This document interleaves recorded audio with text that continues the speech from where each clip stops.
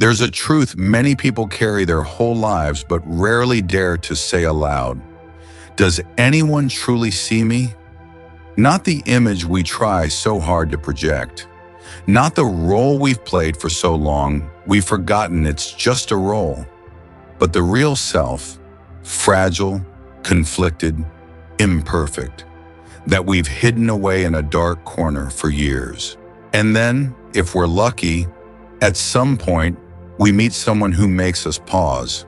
Not because they're too special, too beautiful, or too captivating, but because around them, something strange happens. We no longer feel the need to try. No need to be smart, cheerful, strong, just ourselves, and they stay. That moment, whether brief or enduring, can become a turning point. Like stepping out of the shell we built, raising our face to the sky, and seeing light. Not blinding light, but something warm, soft, just enough to make us want to stay. That is what real trust feels like for the first time. And the most beautiful part is, you don't need to wait for someone else to bring that light. You can be the first to offer it to yourself by simply pausing to ask, am I living a life driven by fear? Fear of being abandoned, fear of getting hurt, fear that if someone sees who I truly am, they won't love me anymore. If the answer is yes, that's okay. You're not alone. Millions of others are living the same way. But the difference lies here. You can choose to stop, choose not to keep running, choose to return to yourself and gently say, I am worthy of trust. I am worthy of love, even if I'm not perfect. When you start rebuilding trust from within, the world around you shifts. Toxic relationships fall away. People who connect with your true self, not the version you perform, begin to appear. You no longer need to control everything or constantly guess, what are they thinking? Instead, you become strong enough to ask directly, trusting enough to listen, and brave enough to hear the truth, even if it's not always pleasant. One day you'll look back and realize, I'm no longer living in fear. Trust wasn't something others gave me. It was a gift I learned to give myself daily. Maybe you've been betrayed. Maybe you've loved the wrong person. Maybe you trusted someone completely only to be cast into the dark. But that doesn't mean you don't deserve the right kind of love. It only means you're learning to trust again, this time with awareness, with discernment, and with self-love as the foundation. Because ultimately, trust isn't blind, it's an art. The art of intentional openness. The ability to discern who's worthy of entering your sacred inner world and who shouldn't cross that boundary. It's the practice of staying true to yourself while connecting deeply with others. And if you have even one person you truly trust, know that you hold a treasure. Don't take it for granted. Tend to it like a flame, with presence, honesty, and the courage to speak your truth. In a world where everyone's trying to seem okay, two people daring to be real together is already a miracle. And if you don't yet have someone to trust, start with yourself. Learn to listen to your body, your emotions, that small inner voice. Give yourself space to mess up, to grow. And when you are full from within, you'll find that those worthy of your trust will see that light in you and come closer. There's a beautiful concept in psychology called earned secure attachment, a kind of safety you build even if you didn't grow up with it. It's for those who didn't have a secure base but chose not to let the past define the future. If that's you, congratulations. You're doing the bravest, most beautiful thing a human can do, healing yourself so you can become a safe space for others. Because when you learn to trust well, you don't just change your own life, you change the lives of those who come after you. You show your children that love is not control, not harm, not abandonment. You create a world where emotions aren't punished, where conflicts are met with empathy, where silence is not a weapon, and where wounds are embraced, not to justify, but to heal. At the end of the day, perhaps the most precious thing trust gives us is this feeling: I am not alone. And sometimes all it takes is one person, someone who can look into your eyes and say, I'm here, or I'm not going anywhere, to begin a whole new chapter. A chapter of real connection, of unconditional love, of freedom within intimacy. There's a hard truth many resist. Trust isn't something you build once and leave untouched. It's something you nourish, water, and tend to, like a delicate garden. If left untended, the weeds of doubt, old hurt, and fear of betrayal quickly take over.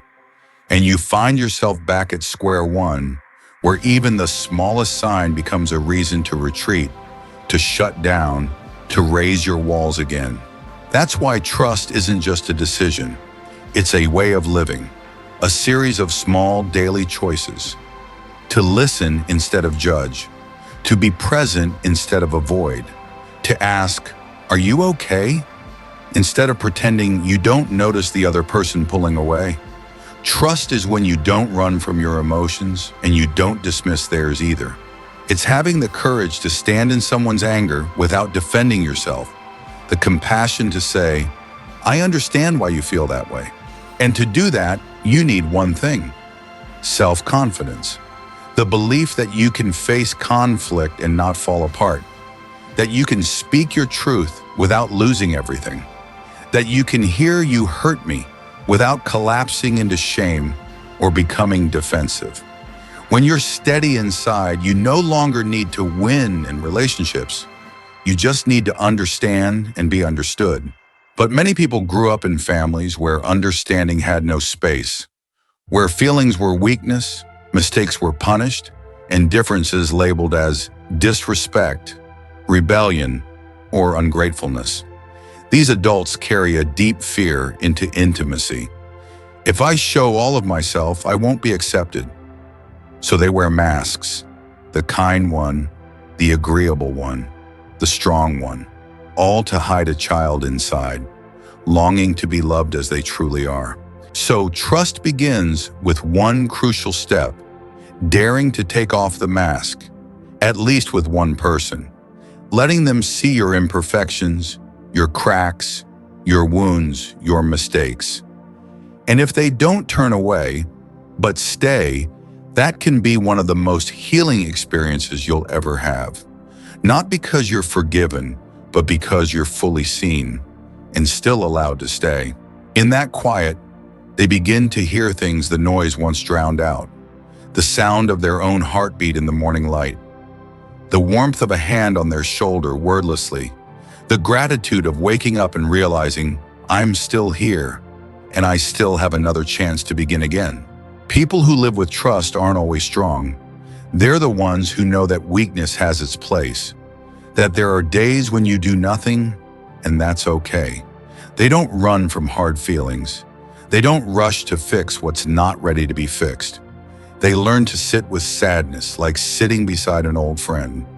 No comforting words needed, just presence. And strangely, when we truly show up, the world responds. A stranger smiles at you. An old friend calls at the right moment. A breeze passes through a scorching afternoon and cools your soul. These small things aren't random. They are whispers from life saying, everything is still moving. Everything can still be gentle if you're open to it. When you trust, you no longer need much to feel enough. No need for proof. No need for approval. No need to explain who you are. You simply are, and you accept yourself as is. That's the deepest freedom we can feel. No longer bound by others' perceptions, no longer a hostage of the past, no longer afraid of the future. Living with trust is like lighting a candle in the dark.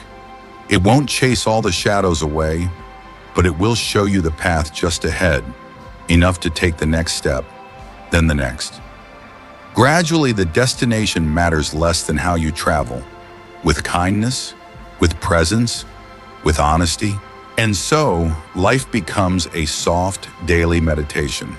No rush, no striving, just this. Each morning, choosing to live with an open heart. Each wound, choosing to learn instead of shutting down. Each moment of doubt, choosing to breathe and whisper to yourself, I've come this far. I don't need to go back. Sometimes you'll look back and see how you once lived in fear so deep it seemed inescapable. And you'll smile, not because everything's perfect, but because you are different. You're no longer living to avoid pain. You're living to grow through it. You've walked through fire, and now you radiate warmth that others can feel. And if someday you meet someone standing where you once stood, full of doubt, hurt, confusion, then do the thing you once wished someone would do for you. Sit with them. Be present. Listen with your whole heart. No advice, no fixes, just you, truly there, looking at them with the eyes of someone who has been through the night and knows the light is real. Because in the end, healing is not a destination. It's a way of living, a daily practice, a quiet yet profound choice to trust, to love, to slow down, to open up, even when the world doesn't always feel kind. And you know what? The very fact that you've stayed with these words this far is proof that you've chosen this path, that you've already begun, and I believe deeply that you will find your way.